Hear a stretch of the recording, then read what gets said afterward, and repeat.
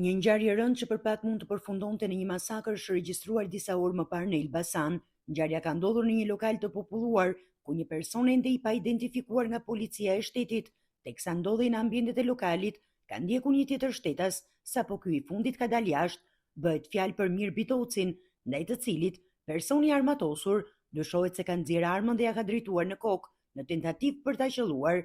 Ka qenë reagimi menjëhershëm i Bitocit, që ka bërë që atentati të dështojë dhe situata të mos përshkallëzohet më tej.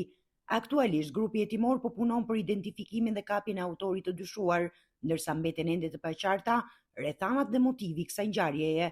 Pyetja që ngrihet është nëse bëhet fjalë për një konflikt të çastit apo për një atentat të organizuar dhe planifikuar më herët.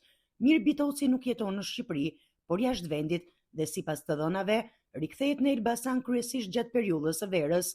Emri i tij është i njohur në Elbasan për aktivitetin e viteve 97-2000, periudhë kur emri i tij është lidhur me disa episode të bujshme në qytet.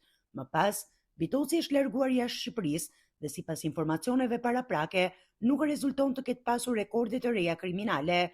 Tashmë mbetet për t'u zbardhur se kush është personi që i drejtoi armën dhe mbi të gjitha, cili ishte shkaku që fshihej pas kësaj tentative atentati.